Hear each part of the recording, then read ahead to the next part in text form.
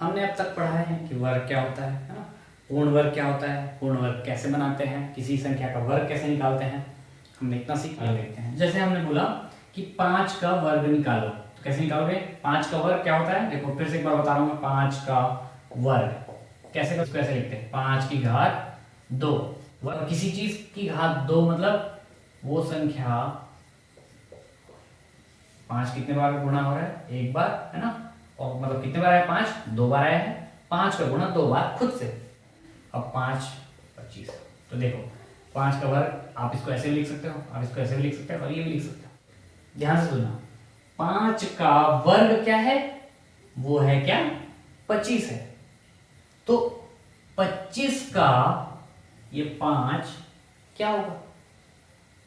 ऐसा है, इन दोनों का रिलेशनशिप है, इन दोनों का रिलेशनशिप है। कैसे है? फिर से देखता हूं, है ना? आपको थोड़ा सा एक बार अगर आपको ये चीज समझ में आ गया तो लाइफ टाइम याद रहेगा, है ना? अब दोनों का रिलेशनशिप देखते हैं, कैसा है रिलेशनशिप? ध्यान से देखना, 5 का मैंने क्या किया? वर्ग किया, तो क्या मिला? 25 मिला। तो 5 का वर्ग क्या है? 25 है। तो 25 का ये 5 भी तो कुछ होगा, उसको हम बोलते हैं क्या? वर्गमूल। आ रही बात समझ? 5 का आप वर्ग करोगे तो आपको मिलेगा 25। 25 का अगर आप वर्गमूल निकालोगे तो आपको मिलेगा कैसे? 5। आया समझ में वर्गमूल क्या होता है? अब अगर मैं बोलूं, दूसरा एग्जांपल देखते हैं कि 49 का वर्गमूल क्या होगा? 49 का वर्गमूल क्या होगा? 7 होगा। उसी रिलेशनशिप से कैसे? 49 किसका वर्ग है? 7 का वर्ग है। 7 का अगर मैं वर्ग करूंगा तो क्या आएगा? 49 आएगा ना। तो अभी उसी तरह से अगर इसका रिलेशनशिप में बनाऊं तो 7 का वर्ग करने पे क्या मिलता है? 49 मिलता है। तो 49 का वर्गमूल निकालने पे क्या मिलेगा? 7 मिलेगा। आया समझ में?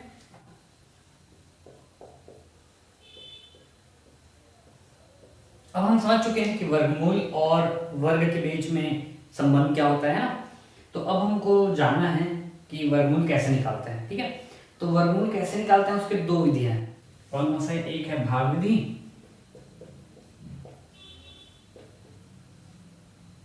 और दूसरा है गुणनखंड विधि। ठीक है, तो इस वीडियो में हम लोग चर्चा करने वाले हैं गुणनखंड विधि की। क्यों?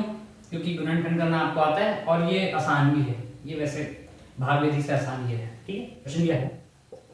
100 का वर्गमूल ज्ञात करो।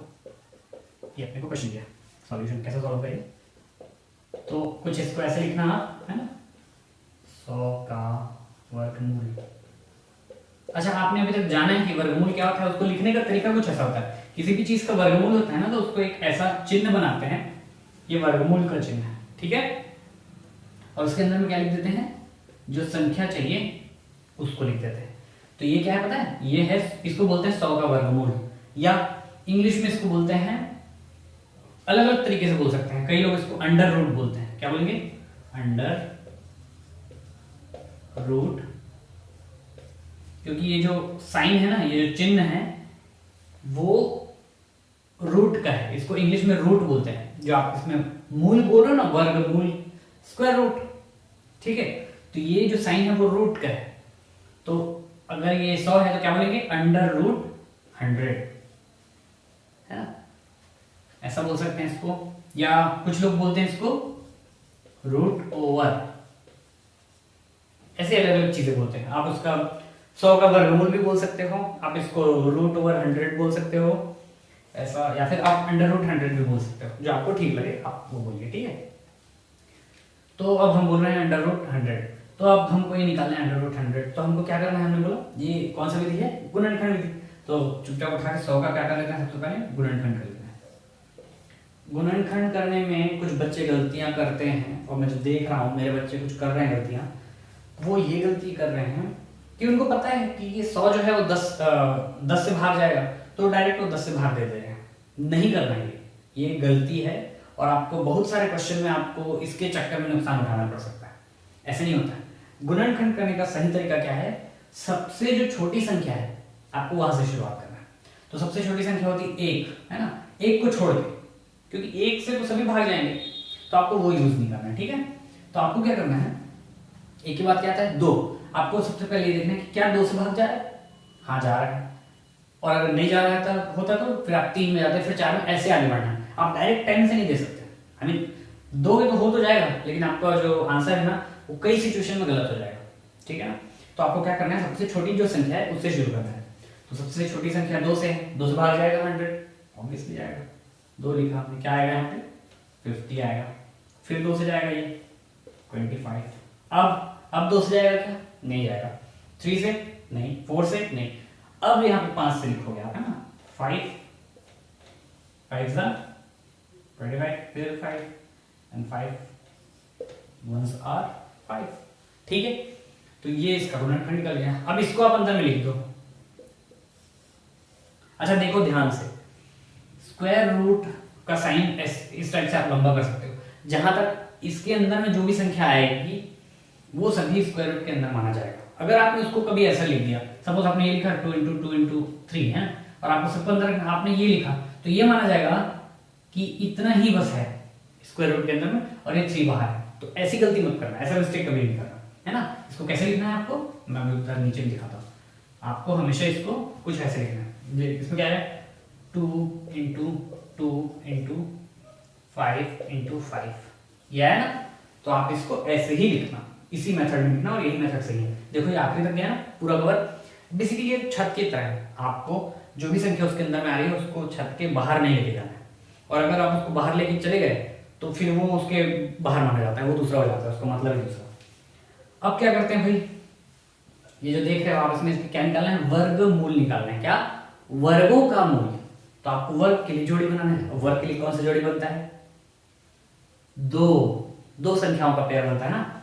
तो एक इसको देख लेते हैं, एक जोड़ी ये बना, और यहाँ पे एक जोड़ी ये बना। फिर वही चीज जो गुणनखंड में करते आए हम लोग।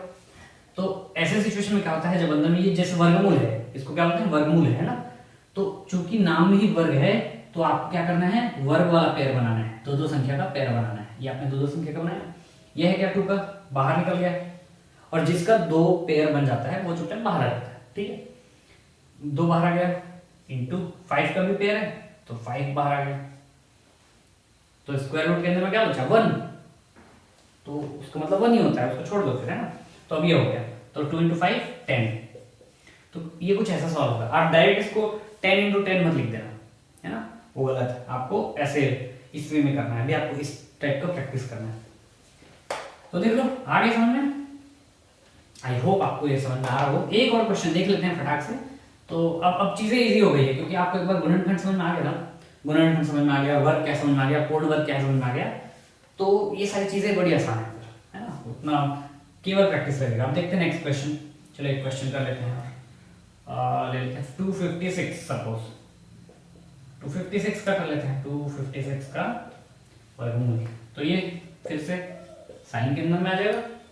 256 का क्या करेंगे, गुणनखंड कर लेंगे। 2 से करो, क्या होगा 1 28, फिर 6 4 3 2 16 8 2 4 2 2 4 1, ठीक है। तो देखिए कितने बार आया, 1 2 3 4 5 6 7 8 टाइम्स आया है। फिर इसको ऐसे लिख लेंगे ना, इधर आपको लिखते रहना है हर बार ना, आपको ये लिखते रहना है 256 का वर्गमूल बराबर 2, ऐसा आपको लिखते रहना है, ठीक है। मैं सिर्फ उसको लिख रहा हूँ। अब ये देखो बड़ी बनानी होगी आपको इसको, क्योंकि देखो 8 टाइम्स 2 है वहां पे। 2 × 2 × 2 2 × 2 2 तो ये 1 2 3 4 5 6 और 7 और ये 8, ठीक है। अब क्या करोगे, 2 2 का पेयर बनाओगे। चलो बनाते जाओ। ये एक पेयर हुआ, बाहर आ गया, है ना, मल्टीप्लाई बाय। इसमें देखते हैं, ये एक पेयर हुआ, बाहर आ गया, ठीक है। फिर ये एक पेयर हुआ, बाहर आ गया, फिर एक पेयर हुआ। जो पेयर बन रहा है वो एक ही बार बाहर आ रहा है, वो आपको ध्यान रखना है। अब 2 2 जार 4, 4 2 जार 8, 8 2 जार 16, ये आ गया आपका आंसर। तो 256 का वर्गमूल क्या मिला हमको, ये मिला 16, ठीक है। अब हमने आपको एक रिलेशनशिप बताया था ना, लेट्स चेक दैट आल्सो, ठीक है। क्या बताया था मैंने कि किसी भी संख्या का ये होता है वर्ग, जब वर्ग करोगे तो कुछ मिलता है, तो जब उसका वर्गमूल करोगे तो पहली संख्या वापस मिल जाती है कि नहीं। जैसे 16 का वर्ग करेंगे तो हमको क्या मिलना चाहिए, 256, क्योंकि 256 का वर्गमूल निकाल रहे हैं तो क्या मिल रहा है हमको, 16 मिल रहा है। तो 16 का अगर वर्ग करेंगे तो हमको क्या मिलना चाहिए, 256। लेट्स चेक करके देखते हैं। तो 16 इंटू 16 कर दूं, अगर ये 256 आया तो हमको सही आंसर। 6 6 आर 36, 6 1 आर 6 3 9 1 6 and 1, ठीक है। 6 9 6 15, sorry 1 and 1 1 2, yeah 256। तो जब हम 16 का वर्ग निकाल रहे हैं तो हमको क्या मिला, 256, और 256 का जब हम वर्गमूल निकाल रहे हैं तो हमको क्या मिला, 16। तो ये वाला रिलेशनशिप आपको ध्यान में रखना है, ठीक है। ये आपको हमेशा काम आएगा आगे चल के। चलिए, तो अब मैं उम्मीद करता हूँ आप लोग को वर्गमूल कैसे निकालना है, वर्गमूल निकालने की एक गुणनखंड विधि समझ में आ गई होगी, है ना। अब इसका जो भाग विधि है वो हम आपको नेक्स्ट वीडियो में बताएंगे। तब तक आप एक काम करिए, इस वीडियो को अगर आप देख रहे हैं और आपको अगर समझ में आ रहा है तो मैं आपको एक क्वेश्चन दे रहा हूँ, उसको बनाइए और उसका आंसर मुझे कमेंट में लिख के बताइए, ठीक है। आप क्या करिए, 400 का वर्गमूल ज्ञात करो, है ना। 400 का वर्गमूल ज्ञात करके मुझे कमेंट करके बताना नीचे में, है। अगर अच्छा लगे तो आप लाइक भी कर देना, और अगर आपको समझ में आया है तो इसको सॉल्व करके मुझे कमेंट में बताओ क्या आएगा इसका आंसर। और अगर कुछ समझ में नहीं आ रहा है तो भी कमेंट करके मुझे बताओ कि अगर आपको कुछ समझ में नहीं आ रहा है और कुछ, तो क्या है कि फ्यूचर वाला जो वीडियो आएगा हम उसमें उस चीज़ को लेकर फिर से डिस्कशन कर सकते हैं अगर आपको कुछ समझ में नहीं आ रहा होगा तो, ठीक है। ओके, फिर नेक्स्ट वीडियो में मिलते हैं।